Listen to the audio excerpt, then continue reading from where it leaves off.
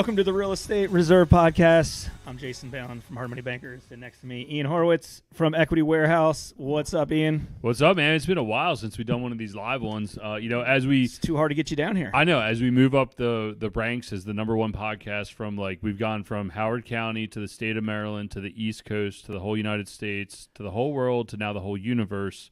It's hard for us to connect because we have so many people chasing us down. It's a lot of work. It is. Well, luckily, we got a great guest I'm introduced to everybody here in a second.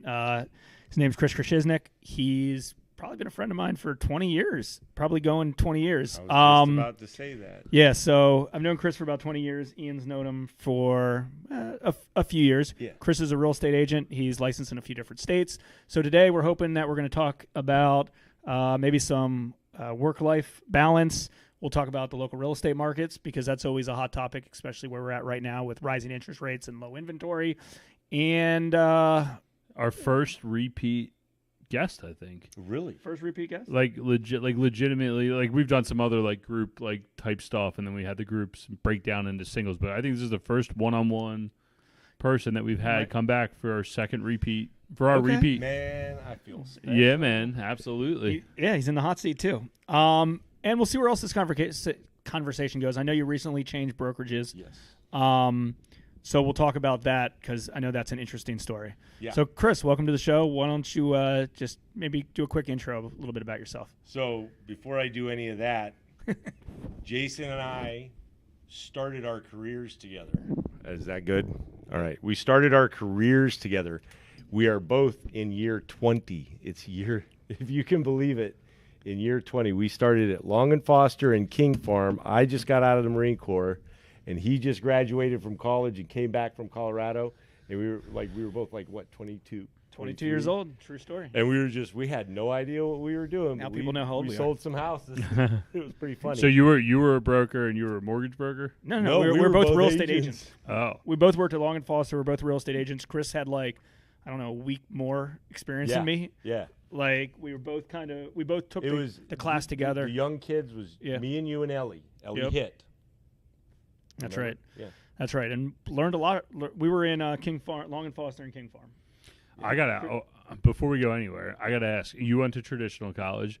You were in the Marine Corps. Thank you. Much appreciated. Yeah, that was a lot of fun. What, whose college experience was better? Better? I mean, do you think? I think I had a great experience. Yeah, but I don't know better. That's maybe better is not the right word. I mean, you guys got two different life lessons, right? You were put into a very structured environment. You were put into a very non-structured environment. But I don't believe Jason could handle the military. I'd like to see someone tell him what to do. But I mean, how do you think? You're in a college. There's structure to college. There's structure to college. You think? It's a lot of money, and yeah.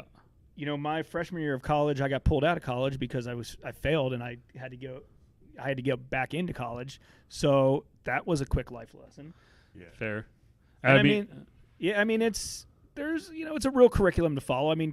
College was personally hard for me because you're not the bookworm. I'm not the bookworm. That's a good way to state it. Right. You are a GSD kind of guy. Yeah. And I say the military, did it help you from a structure back, your background? How'd you end up in the military? To give you good structure, or is just it's what you wanted to do, or? So, I grew up in an agricultural environment, right? And it's very much Mayberry, and you work. My summer jobs were I built houses. I did construction, built houses, and I worked from 7 in the morning to 5 at night, and from there, it was just work. So I was in a structured environment. I was really heavy into athletics when I was a kid, and I really did not choose on. I didn't make a decision on what I wanted to do for college. So right. I punted and joined the Marine Corps because I didn't want to waste money. Yeah, and I wanted to get out of North Dakota, and the Marine Corps seemed like a pretty good outlet for that, and I wanted to get promoted as fast as I could. I worked as hard as I could. I learned whatever I could.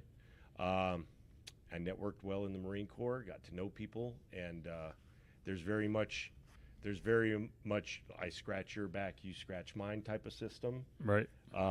And I learned basically like the customer service aspect, like how to maintain relationships with customers and manage expectations. And the other thing I really didn't like about the Marine Corps was I was put in charge of 30 guys. Right. And I had no control over them. They could go home and get a DUI or beat their wife, and I would hear about it from 50 people the next weekend. Give me your TPS reports, right?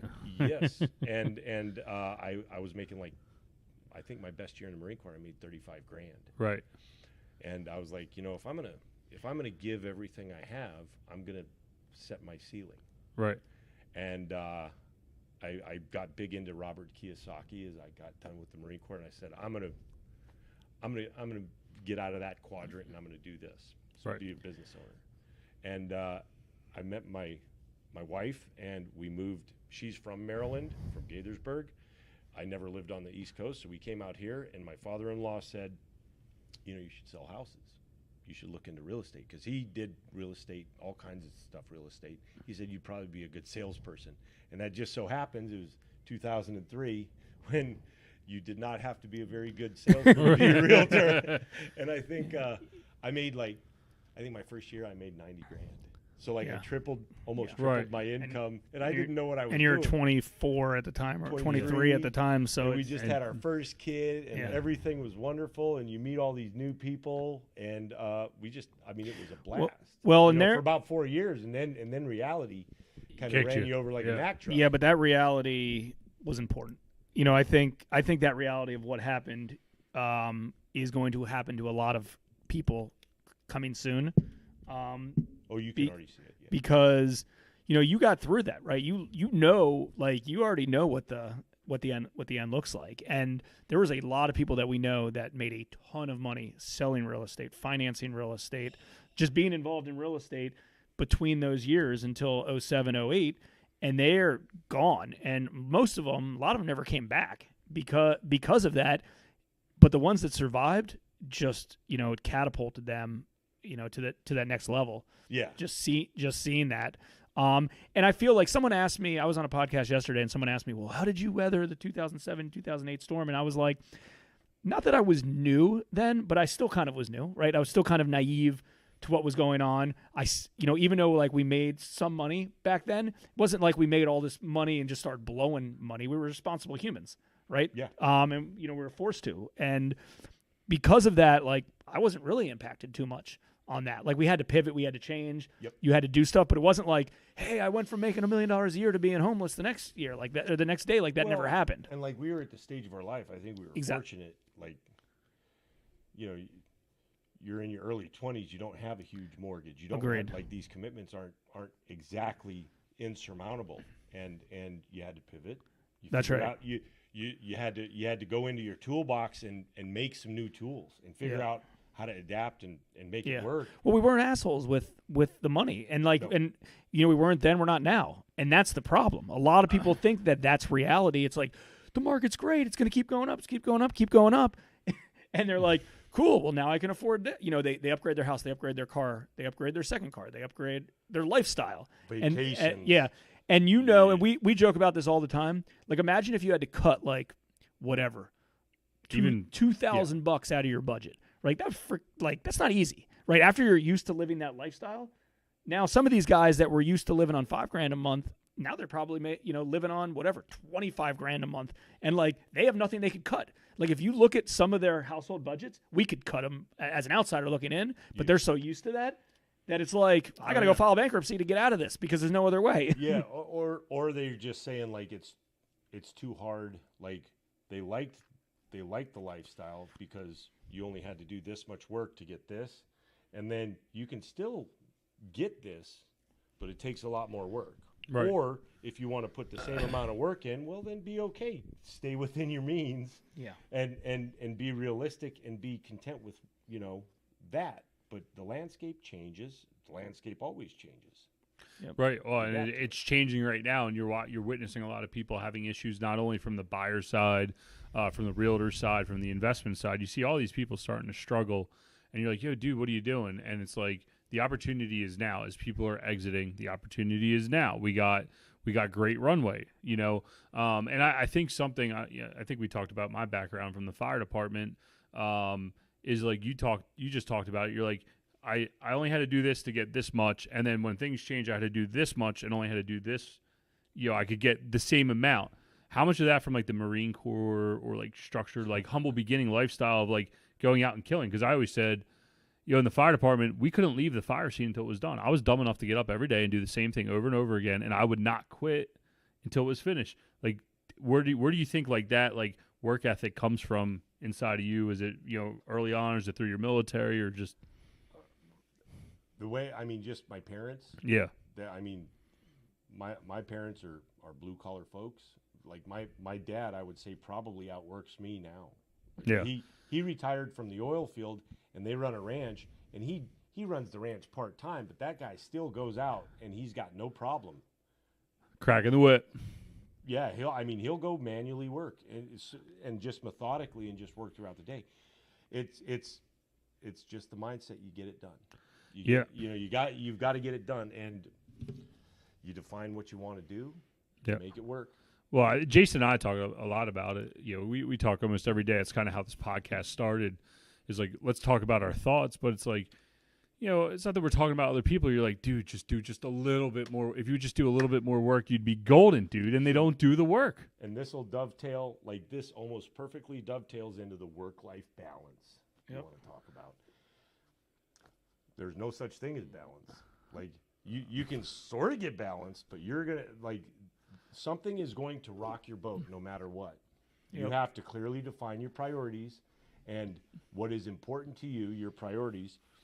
You just say, okay, every day I have to put effort into this. Right. And define what that effort is. And then it's not a matter of, I'm going to do it for a week, I'm going to do it for a month. No, you're going to do it for 6 months. You're going to do it for a year. And after that, it just starts. It's a habit. It's permanent. It snowballs, and then it's your lifestyle. And if you do it that way, like I carried around an extra 40 pounds for like 7, 8, 10 years. And this last year, I just said, I'm done. Changed how I ate, changed how I slept, started working out again, got some physical therapy, got some aches and pains fixed. And now I go to the gym, and I can put an hour and a half in the gym, and I just, like, I get done with the gym, and it's just like, back, I feel like what I was when I was like 18 years old. Yeah. And that started because I said, I'm going to eat right, and then I'm going to do 20 minutes of exercise 5 days a week. But you have to prioritize what you want, and then every day you put effort on it. Every day. Yeah.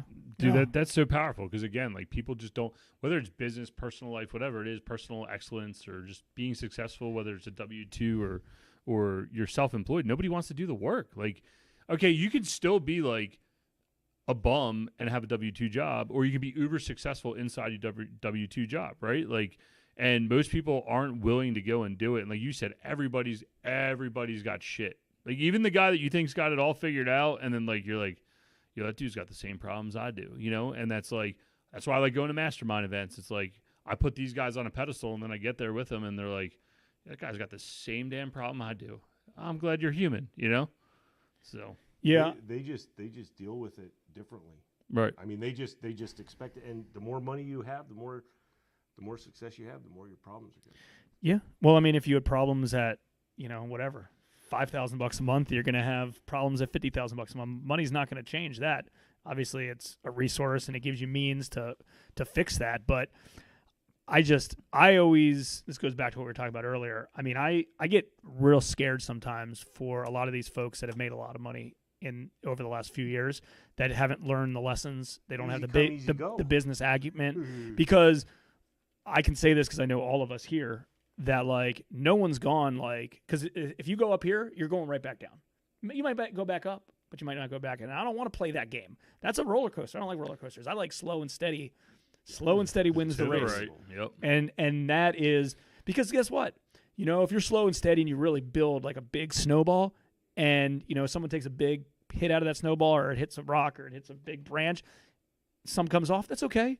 But like I don't want to hit a home run just to get it taken right back from me overnight, and it doesn't need to be like that. It's like listen, I think all of us will say that there's some anxiety and angst related to like, hey, I really want to get to this, and there's a lot of anxiety that that's so far away. I just wish I was here.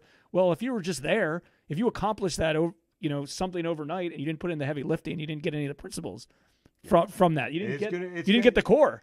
So most people, they just want the exit. If they come into money real quick, same thing. Leave just as quick.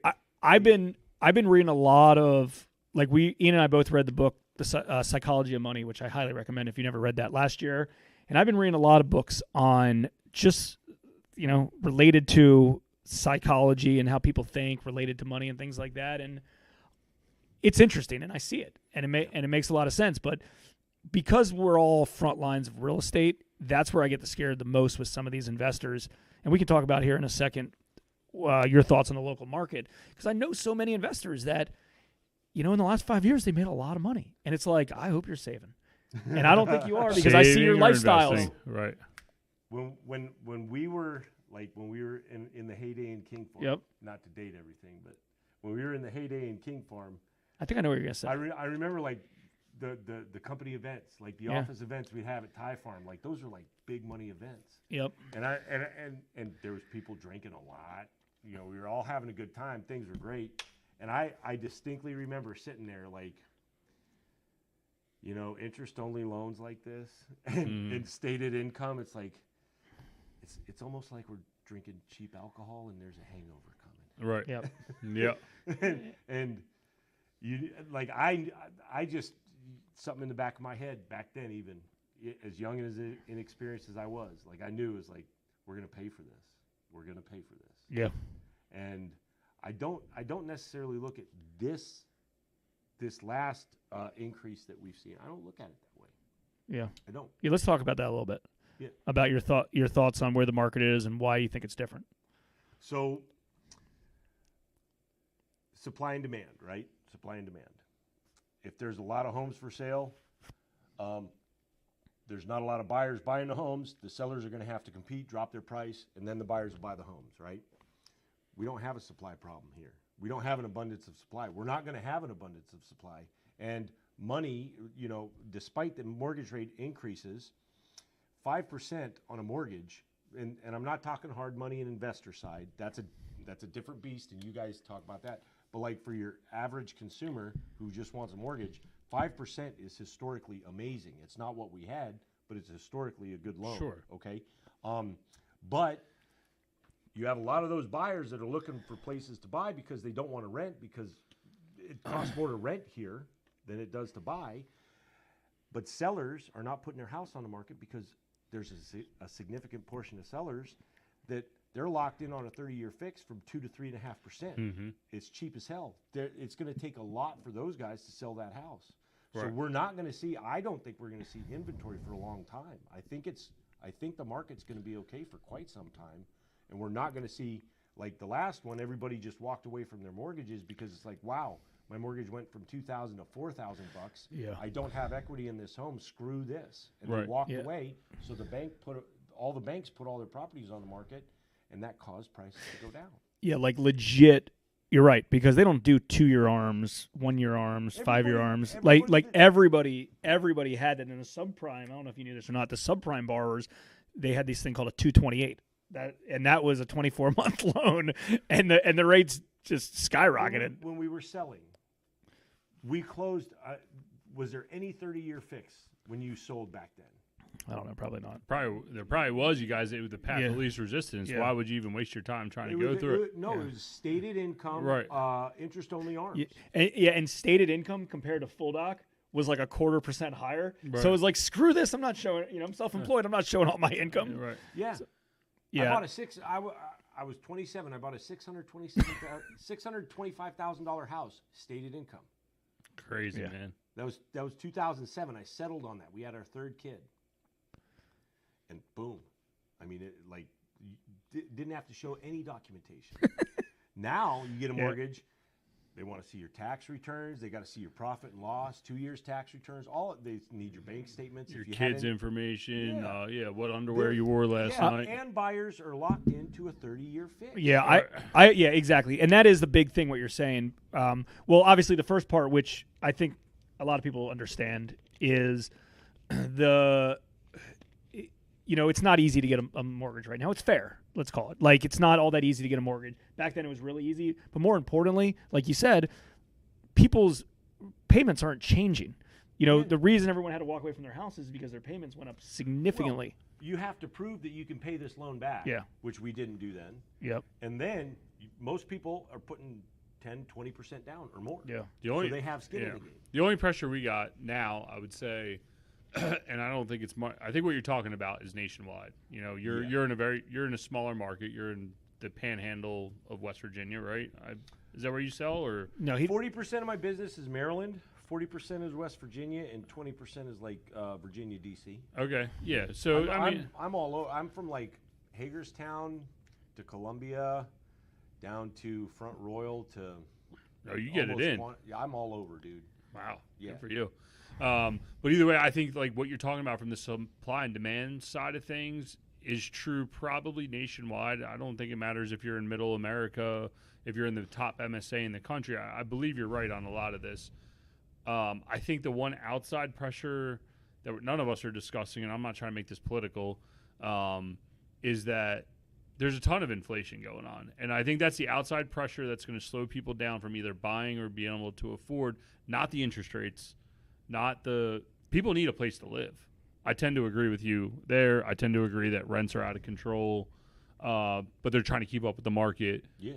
But I think this thing called inflation, whatever it's not slowing down anytime soon. There's nothing, like, they can't legislate their way out of it. Yeah. It's like, no, you printed the money. The money's in the market. And they're not going to do what it does. Yeah, and they're printing it and shipping it overseas. Like it's not stopping, right? Yeah. I mean, dude. So I'm remodeling my kitchen right now. Great time to do it. I went to Chipotle the other day to go get lunch because I don't have any way to make food.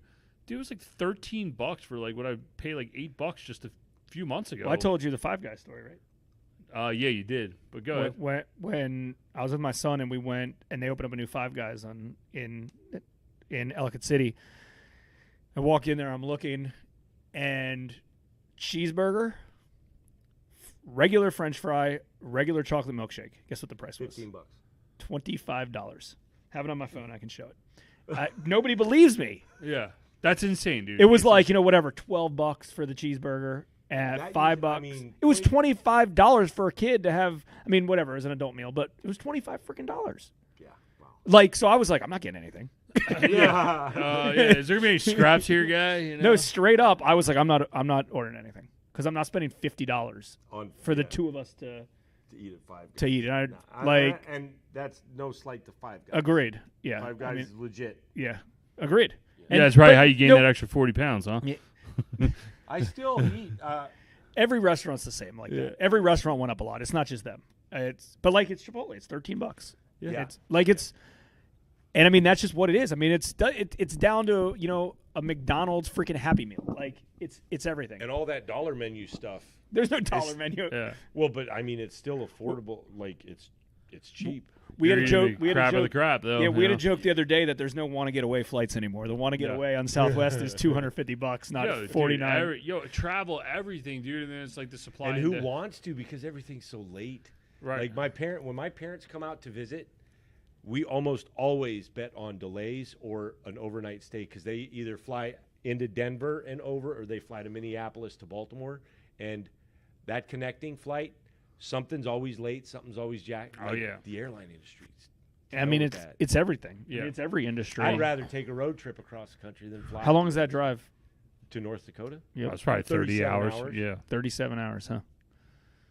It's a good road. It's a good road trip. We went to Branson this summer. That was like 20-some hours. Okay. So. Yeah.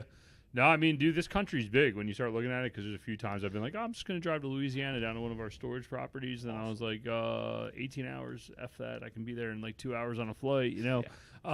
But, to go back to the supply chain, all this lateness issue, that factors into everything you're talking about that's driving prices. But then you got to worry about affordability. And it's like what keeps up, what doesn't. I always believe there's subsidies in the marketplaces from first-time home buyers and like your VA loans and things along those lines that people are always going to buy. But, man, like I believe you're right that the market continues in some sort of fashion, but I do worry about this outside force from the residential side of things of like what happens. You know, It is. But last year we had 10 buyers for every house. right? Or what felt like 10 buyers. Right. Every house I put up, I got 10 offers on, right? This year we got like 4 buyers for every house. Yeah, So if we ever get to like 2 buyers for every house, then it's going to be kind of even. yeah, we'll be back. Yeah, back to normal, Yeah. right? Yeah, Then it's going to be like, okay, that's fine. And we're not seeing huge price increases in most We're not. contracts, and we are seeing price reductions, but that's because they were Yahoo sellers Exactly. who were like, you gotta be Overpriced. out of your bloody mind. That's like, you can look at the data, the neighborhood comps, and be like, you're obviously overpriced. right. Well, Yeah. we don't care. It's a good market. Okay, I'll do it your way for a while, but when nobody gives you an offer, can we do it my way? Yeah, and that is what's lower in price, and also it's got to be a nice, nice property that's priced well. I'm curious to see what's going to happen with investor stuff. I don't know if you have thoughts on that related to fix and flippers and stuff like that. Like, is there still going to be enough margin? That's the most competitive market I see. I don't know. Well, right now, Like, Dude, that panhandle out. Sorry, I don't mean to cut you off, but that panhandle out where you are in West Virginia, our property manager, dude, he's doing spec home builds and selling them like that because everyone from DC and It's wild and wonderful out in West Virginia, Yes. people. I'm telling all you Maryland and Virginia folks, it is the reason I got my license is West Virginia is it ain't too bad. Hit me up. Yeah. All the agents I know, hit me up. Yeah. No, but dude, it's crazy because like all the DC people aren't going back into town to work. Everyone's working from home. He built this beautiful home out. Man, the name will come to me before you leave. Forget the name of the town, but anyway, he built it. I was like, Donnie, who is going to buy a $700,000 house out here? Shepherdstown, A little bit past there. Hedgesville, Falling Waters. Falling Waters, I believe. Everybody loves Falling Yeah. Waters because like it's right on the river and you're in Hagerstown, Yeah. and then you take 70 in. Yeah, and he's like, dude, watch, some guy from DC will come and buy it. Some guy from DC came and bought it, spent another $100,000 in upgrades, and was like, I only got to go to the office one day a week. I'm good. Yep. I'm like, God damn, dude. Like, it's crazy. But I think some of the remote working is going to help some stuff out. You still got your military bases that are doing things.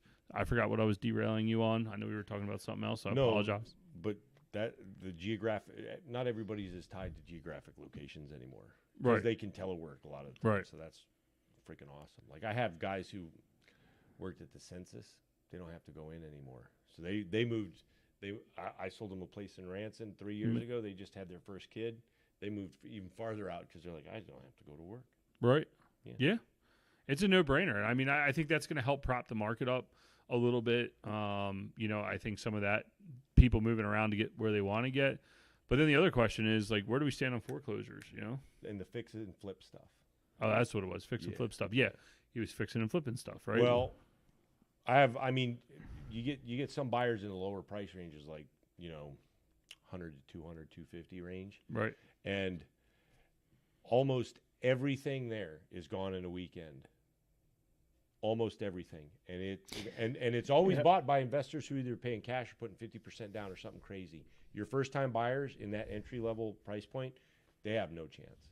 yeah, Like they're at such a because investors just want to buy them in cash and then they'll rent them out. Investors, Yeah, like they rent them out or they flip them. You think they flip them? they're flipping them? Yeah, they flip them. Yeah, we're in an interesting spot because investors are hurting for inventory right now, and investors, that's another thing. They think they're going to be able to continue to flip 5 properties a month all the time, and now there's a lot less inventory, and they're scrambling. And the worst thing to do is buy a deal at not a good price. But these things, I don't personally think things are going to sell above whatever the highest comp was. Maybe I'm wrong about that. I think it would be the exception, not the rule. You think? Whereas the last 2 years is like it was like back in the day, like you'd price the listing at like if you didn't care about square footage or model, you just said what's the highest comp in the neighborhood? 100% go right. 20,000 more, and then you get multiple offers, and it would still go over that. Yeah, You're not doing that anymore. No. You got to look at your square footage. This is the model. These are the upgrades. I recommend you do this, and if you do it right, you're going to get an offer. You might even get 2 or 3. But if you do it wrong, it's going to sit. It's going to linger. Yeah.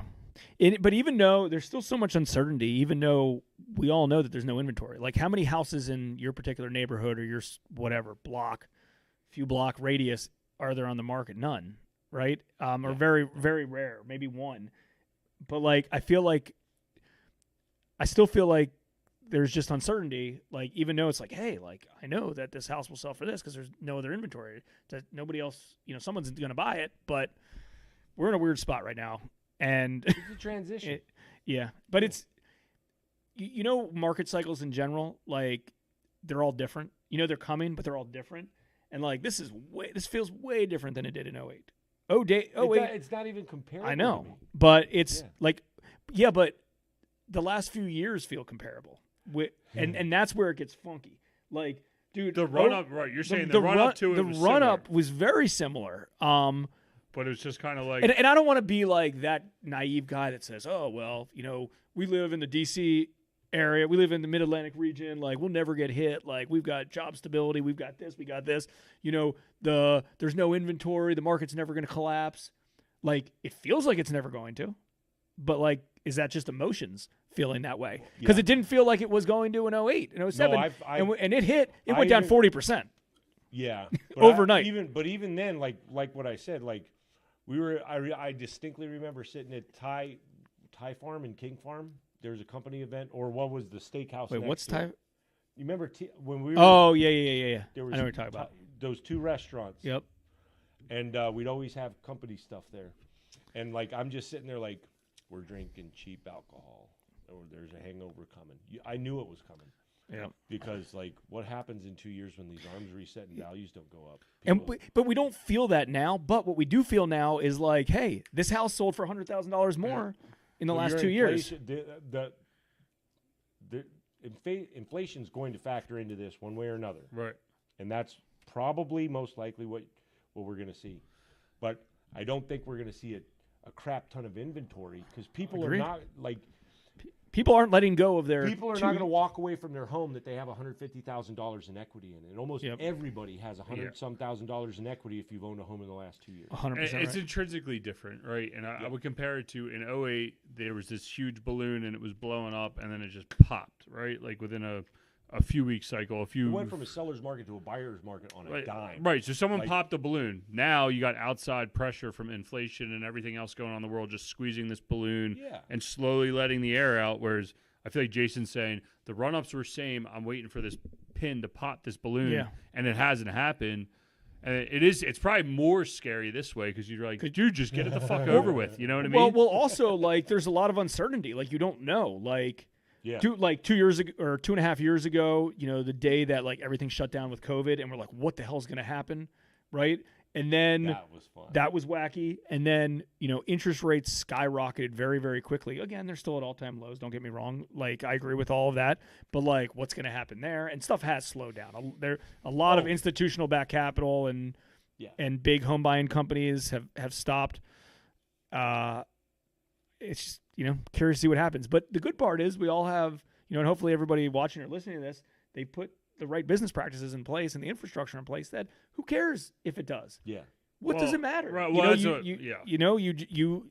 that's the new norm. You base it off of that. Like your business can't just be contingent on that style of market cycle. And that's what I was going to say is like none of us would be in business if we sat here and fret over all these outside forces. Yeah. We got to be cognizant of it to be like, all right, how are we going to adjust, do our thing, and keep it moving? But in the same sense, Jason sat here and fretted over, oh my God, interest rates moved by a half point. What do I do with my loans? I don't know what's going on. I got to change my price.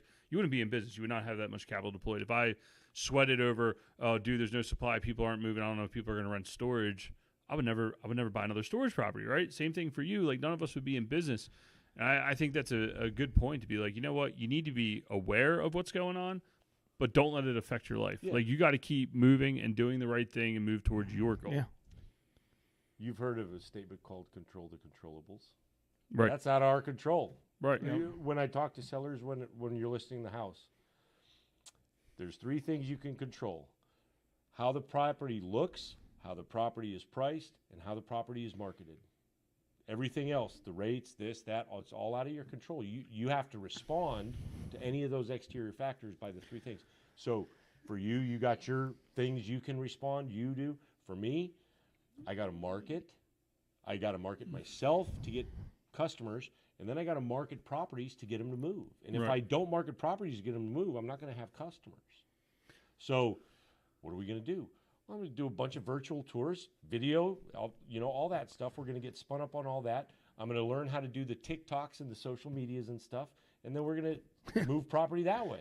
Right. You're going to have to adapt to the market. Exactly. And isn't it amazing that people are more emotional about the things that they can't control? Like, oh, the interest rates. Dude, you can't control that, dude.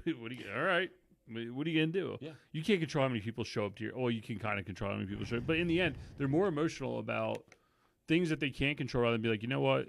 I can control this. I'm going to do this the best I possibly can. And everything else will work out. And put effort into it every day. Right. Exactly. Do you think the sale of real estate has changed and will continue to change to the digital world related to... I can tell you this. You ain't going to buy homes off Amazon. And Zillow, good luck. It ain't going to work. Yep. Homes are too complex. And a real estate transaction is too complex. It's not like you would do that. It's going to refine. We're going to do settlements, I think, virtually at some point in time. We'll do other stuff. But I don't think people are going to buy and sell homes online. I think that's impossible. What about different price points? Like, do you think people will still pay 6% to list $1 million house compared to a $100,000 house? I don't think I think if I answer that question, I get in trouble. Honestly, I think I could get in trouble for. No, you don't have to answer that question. Yeah. All right. All I can say is There's things that go on. I'm not saying anything. Yeah, you don't have to say anything. I think I'll get in trouble. I'm just curious. I'm always curious what people think, because, like, let's say you have $1 million house and it costs them $60,000 to do, or you go to like a Redfin and a flat fee lister. And don't get me wrong, I know the value of real estate agents. I pay for real estate agents on every deal I've ever done because I don't want to I don't want to deal with the hassle of it. I want to leave that to an expert. Do I know real estate? Some agents I've used. Fine. Yeah, exactly. It hasn't changed that much. But that's what I'm saying. Like, I know more than some of these real estate agents. I'm not saying you, but I'm just saying in general. But I don't want to deal with it. Over the last 2 years, you're probably right. But like, I don't personally want to deal with it. So I see the value. I see the value in spending money on a lot of things. But like, I can see why some people might not want to see the value. So I don't know. I'm curious if like. And I guess like the Redfins and the flat fee listers over time probably have put some pressure on some of the bigger agents' commissions. Maybe not. I haven't changed my commission. I was competitive commission. I mean, even back then they had Larry Lesson and Save Six. Remember that stuff? So those guys are still around. When the market is good like it was, they're around. Yeah. When the market is not, they go away. That was just straight commodity. That's all that was. It was like it was a race to the bottom on terms. Yeah. and when those guys go, like when it gets more difficult and you have to market a property for longer and go through more buyers and call and get feedback and do all that stuff, those guys are going to go away because it's not a profitable business model for them. And I'm just doing like, and they couldn't sell a house like that. They weren't. Successful realtors still, through the good and the bad, they call and get feedback. They do this. I agree. Those practices haven't changed really. I agree. It was more of a question because I do believe a lot of real estate agents get a bad rap, and most of them, 80% of them should get a bad rap because they do a crappy job. So that's the nature of it. But the good news is, and if they're not taking it seriously, if they're not working hard into this, they're going to get weaned out because there's a lot of good realtors. Yeah, there's a lot of good realtors. I don't want to not say that, but there's no, I agree. There's a lot of bad ones. Yeah, there's a lot. But again, they'll get weaned out. I mean, listen, if I'm not the best hard money lender, the private lender, or if I'm not one of the better ones, I'm going to get weaned out. It's the same thing with all of us. Treat it like a business. Like, do it the right way. Put in the heavy lifting, take care of your clients. And, the stuff that you need to be doing behind the scenes that no one will ever see is the stuff that catapults you to the next level. You were talking with Chris earlier about the dude about that business. Oh, the operator with the tenant that wants to move. Yep, exactly. Same thing. bad operator. Tenant says, I want to roll out. Bad things happen to bad people. He tried snaking us on the same deal. And guess what? We're ultimately winning because we did the right thing every day. We continued to work on our property. I didn't go, screw that guy. I'm going to sabotage him and go steal his tenant because you tried screwing us. I said, nope, we're just going to continue to build the property. And when the property's done, the right people are going to show up. And doing the right thing has led us down on the path to get the right tenant for our building. It just happens to be coming from that same guy. It's a relationship business. Correct. You're dealing in property, but you're still a relationship business. Everything is. And I was talking with a buddy of mine the other day, in regards to relationships and dynamics, and people don't value them. I get it. Like, relationships change, over time. Some of your vendors change or your clients change, but in the end, like, you still need that relationship. Yeah, as you're growing your business, your needs might change, but people still can provide you value, and you can still provide value to people. There's no reason to be a dick to someone, or just because you're having an issue, don't take it out on someone else, So, yeah, man, it's people don't value it, and I think it goes back to what you said, having to manage 30 men and women, probably all type A personalities in the military, especially the Marine Corps, guaranteed type A personalities that, Most of them. Yeah, everybody's going to kill her. Yeah, believe me, I know. I worked in a firehouse, Yeah. believe me. But yeah, it's like you're managing 30 men and women that are ready to go be killers, and you're like, yo, dude, deep breath, chill out, let me get you to the end. And that's where you start building the relationships and working with people and building dynamics that later in life you don't realize those life lessons there was like, thank God I went through that, Yeah. So, but speaking of managing 30 men and women, he has 9 kids, right? 9. How in the F do you I can't manage 2 kids. The oldest just started college. Holy and shit. She's been working at Chick-fil-A for quite some time, about a year, and she's going to continue her full college courses and probably move to Costco to full-time. And she just bought a car. Good for her. 10 days later, she accidentally rear-ended somebody. Oh, of course. So that's a tough situation. It's a good Yeah. Hey, at least it was just Life a rear lesson, end. baby. That's a good life lesson. I did really feel bad for her, though. It's like, that's a tough one, kiddo, but I truly felt bad. Yeah. And then you just got to take care of them, make sure they're engaged. So you're 18 to what's the youngest? 2. Holy Carla turned 2 in February. Caitlin turned 18 in February. Oh my God, Carla dude! turned Like my stomach, can you tell? Like, Yeah, I'm just getting, when you- I'm getting Just when nervous. you think they're out, that you start all over again. Oh my God! Like she keeps going. You sure you don't want a third? I'm like, yeah. Fudge, No, no. we're almost out of diapers. No, like I'm good. Like, dude, that's crazy. I was telling my friends the other day, I bought diapers at Costco for 18 years. And Carla's 2. It's Right. pretty soon she's going to be potty trained. I'm not going to buy diapers for the first time in 18 years. Holy crap, man! Oh my God, dude, that is what. Could you imagine any do- twins or triplets in there? All Hey, singles. Hey, does anyone ever think your oldest is the parent of the youngest? Just curious. God, I hope not. No, I mean, I'm just. We're living in Caitlin 2022, Dunn's pretty babe. young, though. So, but I don't think so. I don't know. I'm just curious. It's 2022. You never know, but Yep. Not a bad Yeah. thing. It's a lot. It is. My parents' next door neighbors have 9 kids too. It is a lot, but every kid Or 9 kids. Did I say every 19? kid, like every one of them, I wouldn't trade one of them. They're all at unique in all. their own way. They're all completely unique and amazing, and they all require you to give up a little bit of yourself and become selfless in a way. correct. And I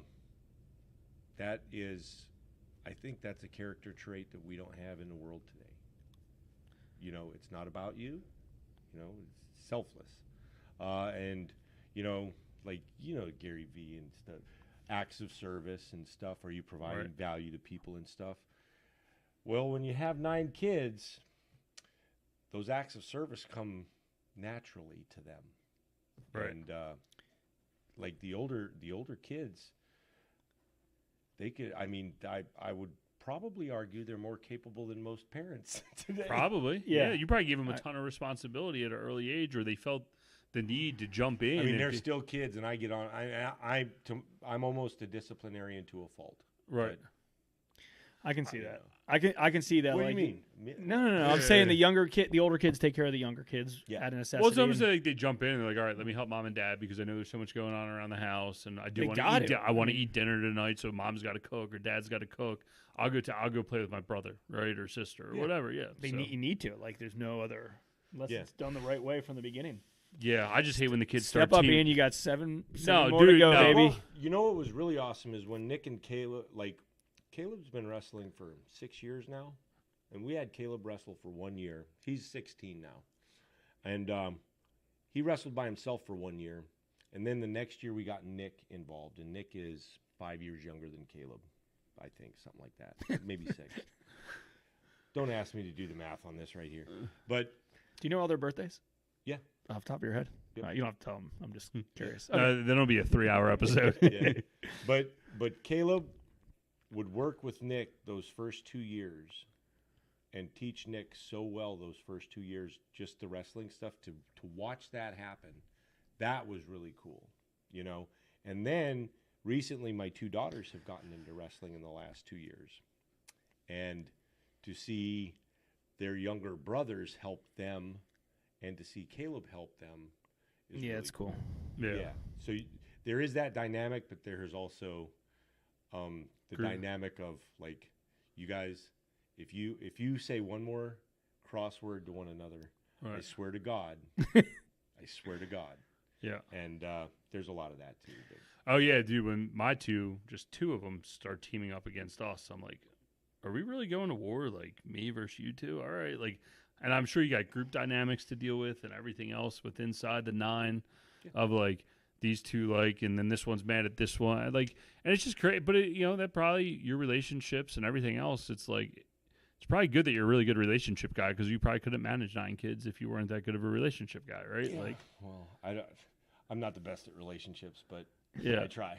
Yeah, but hey, man, everybody's got something going on, But, like, I'm talking about, like, relationships with people in general of, like, having that dynamic between you and another human being, whether it's a client, a loved one, a kid. If you're not a good communicator or not a good valuing your relationship with someone, it's going to be tough to raise 9 kids, let alone 1 kid, So, 100%. Well, what else? Anything else we need to ask Chris before we wrap this up? oh yeah, I mean, we got the one question, but before we get there, Anything else we should talk? Can I bring one thing up? Yeah, Pan this over here. the original. This got turned into a painting shirt. Oh, gee. And I apologize, but this thing's like 10 years old. It's still going strong. I got the original issue, man. I got the original model here.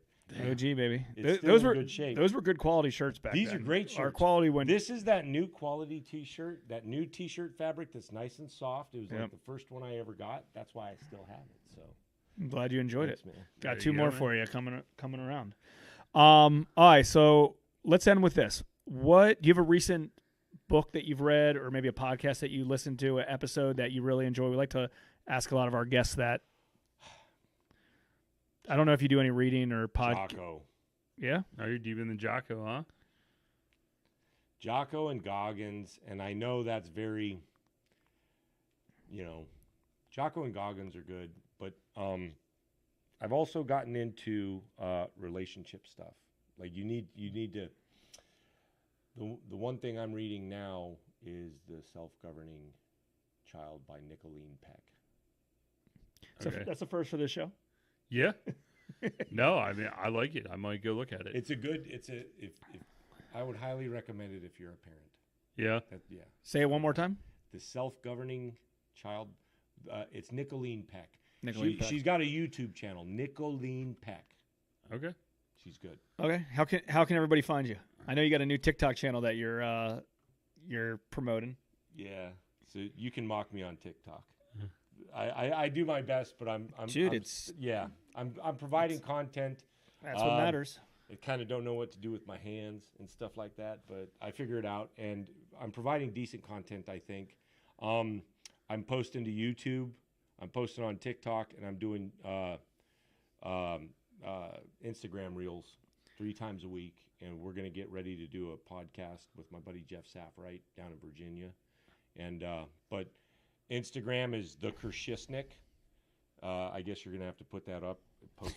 Yeah, nobody's spelling that. Yeah. You're going to have to click. We're gonna And zoom. then We'll just- just zoom in on your shirt. Yeah, on YouTube, look up Christopher Kershisnik, and that's going to be my stuff. Awesome. And the Krashiznick group on Facebook. Perfect. Hell Yeah. yeah. Is that your Thank you, website too? The Krashiznickgroup.com? The K group. The K group. Oh, people can spell that, so you're good. The dash K group, I think, is what I did. The dash K group. Okay. I can spell that one. Game on. Perfect. All right. Well, certainly appreciate you coming out. Yeah, man. I know this I wasn't. miss seeing you guys. It was good to see you. Hell Me yeah, too. man. Yeah. Enjoyed it. It's an honor to be the repeat guest, I guess. That's pretty cool. Absolutely. Yeah. Absolutely. Thanks for having Whenever, me. whenever you get your podcast up and running, if you need some guests, feel free to reach out. Yes. Hell yeah. We're in. Great. All right, guys. Thanks so much. We'll see you next episode. Thanks for tuning in to the Real Estate Reserve podcast. Do us a favor and like, comment, and share our broadcast. It helps the algorithm and helps us spread the word too. Till next time, thank you for tuning in.